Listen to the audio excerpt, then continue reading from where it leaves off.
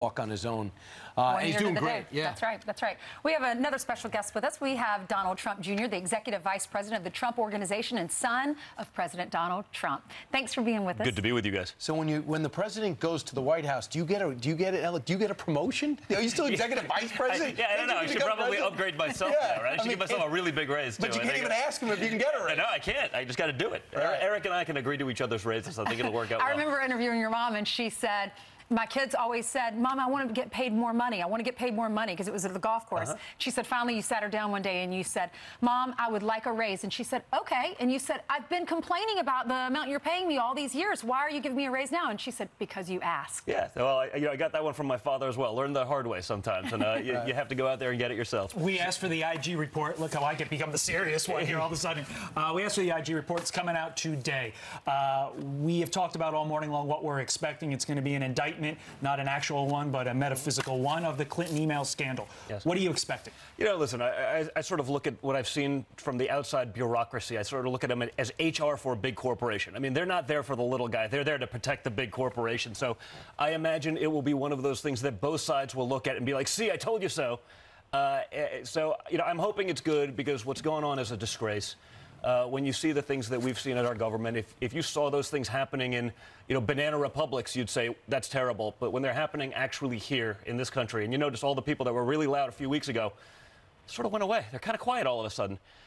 Because I think they realize that people are onto them. They know what's been going on, and what happened has been really disgusting. What's going to be hard to do is to marginalize it as a political document. When he was appointed, Michael Horowitz, by President Bush and reaffirmed by President Obama, It looks like politics could be out of this, and a year investigation could be into this. So when they come to their conclusion and present their case, Comey, McCabe, Peter Strzok, Lisa Page, and maybe Bruce Orr, according to some of these unredacted things that have been released now, could have their credibility questioned. What does that mean in the big picture? Well, listen, I think if you want to question their credibility, they've done enough of that on their own. I mean, just look at the double talk, all the things that they've said, all the things they've lied about. I mean, it's right out there. I mean, these are, public statements that they've made. So, I think their credibility is shot, and it's a shame to see that happen to some of these great institutions like the FBI, where the guys on the ground, the boots, the guys actually doing the real work, are incredible people. They're hardworking, loyal, patriotic Americans. The problem is the lawyers at the top, the guys that have never carried a gun, that are just, pure bureaucrats. They've really put a blight, on those institutions, and it's a shame. And hopefully we can get them some credibility back eventually. There's an old saying, it all comes out in the wash, and hopefully we'll find some answers if there was mishandling of information in this investigation. Thanks to the executives in the Obama administration, hopefully it'll all come to light. And I'd like to see it, but as you can imagine, I've become a cynic after what I've seen over the last couple of years. The Robert Mueller investigation. Robert Mueller's approval is now at 34%. Rudy Giuliani, on with Laura Ingraham last night, said, we're going to decide in the next couple of weeks whether the president sits down. If your dad asks you what he should do, what would you tell him? Listen, I don't trust these people as far as I could throw them. I wouldn't sit down with them because, you could sit there and ask questions for 50 hours, for 100 hours, ask the same thing 1,000 times, and then say, oh, the comma's different here. Now we got you. The reality is the greatest investigative bodies in the world have been looking at this for 2 years. 2 years. And they've come up with nothing. By the way, the only thing they've come up is what they themselves were doing to try to set this up. So, I wouldn't do it. I think it'd be stupid. I don't think any proper lawyer would say, hey, you should go do it, because it's not about collusion anymore. It's, can we get him to say something that may be interpreted as somewhat off or inaccurate, and after 50,000 questions, maybe you make a mistake, and that's how we get you. And that's ridiculous. And that's not what this is all about. I mean, we're not even talking about Russian collusion with that one anymore, because they've given up on that. It's the constant attempt to try to find something to undermine this president, this duly elected president.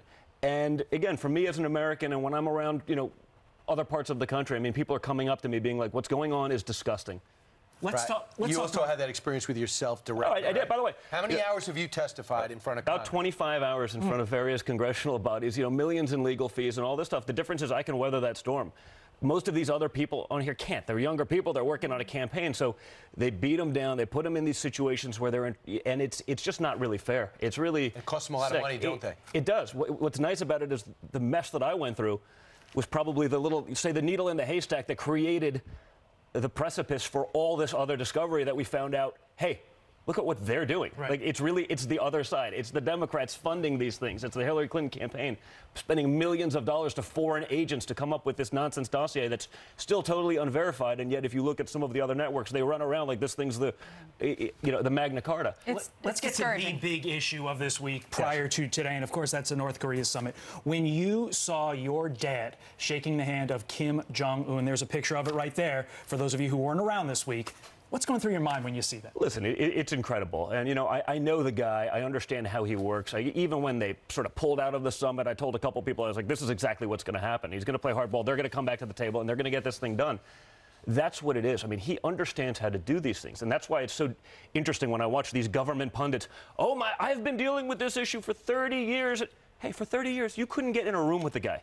You couldn't even have a meeting. I'm not saying he's a nice guy. I'm not saying this, but you have to have this dialogue. I mean, I see the other side. They're almost upset that we're not at nuclear war with North Korea right now because it means that Trump was actually effective. But guess what? What they've been doing for 60 years, since the end of that war, which never really ended, but for 60 years, totally ineffective. So someone comes in, takes a different approach, tries to do something else, actually brings a business mentality to this thing, and guess what?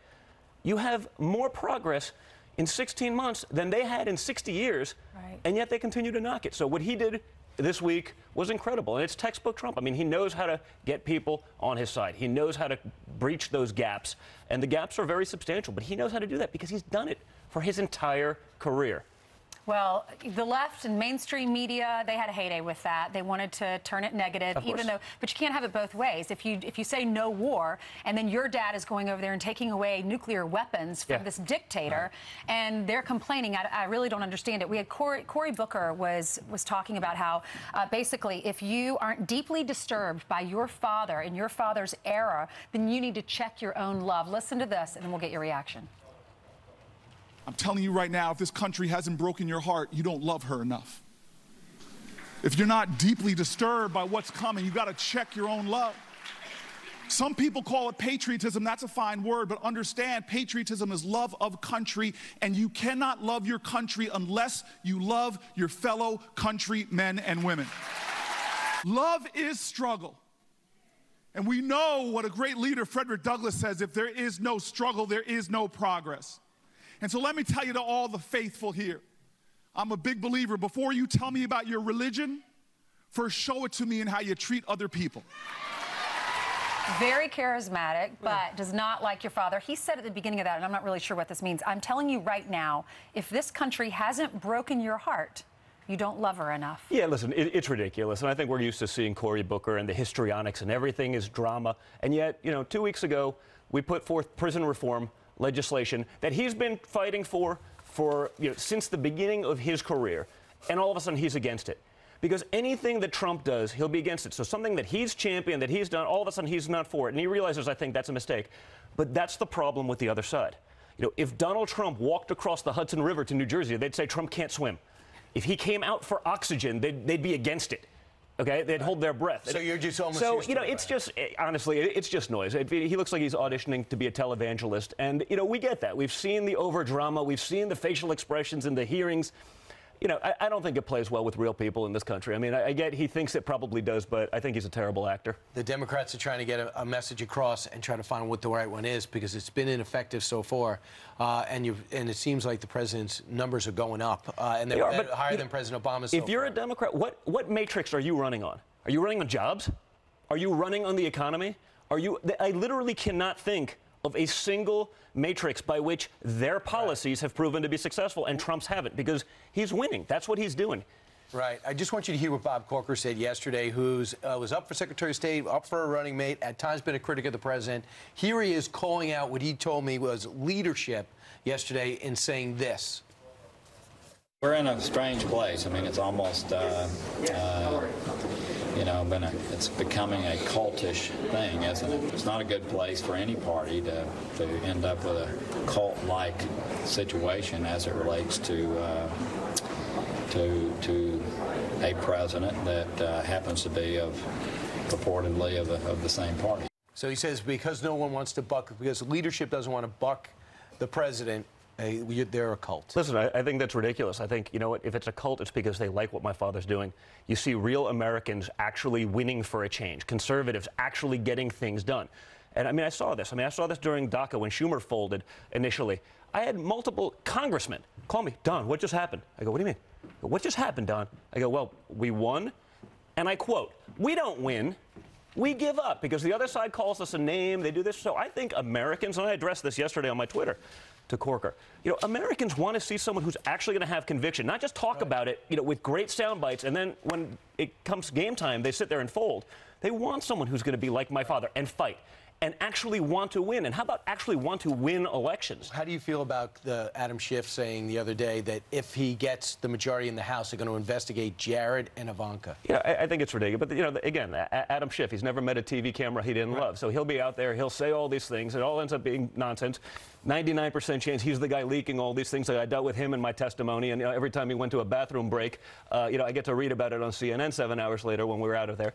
So, that's what it is. The other side, they have a platform of hate and nonsense and nothing else. And I think they're panicking because of it. Don, your dad's birthday is today, 72. It is. What's your message for him? Well, hopefully he's watching. I imagine he is. But happy birthday, Dad. I love you very much. You're getting absolutely no presents because I figured 5 grandchildren is enough. And when you get the guy, you're good. When you get the most powerful guy in the world, anything's going to be a letdown. So we love you, and I look forward to seeing you soon because I don't get to see him that much anymore. That's the only problem. Make him real happy. Buy him one of his ties for our Father's Day. I will do that because he doesn't have enough of those. Don Jr., thanks so much. More Fox and Friends right after.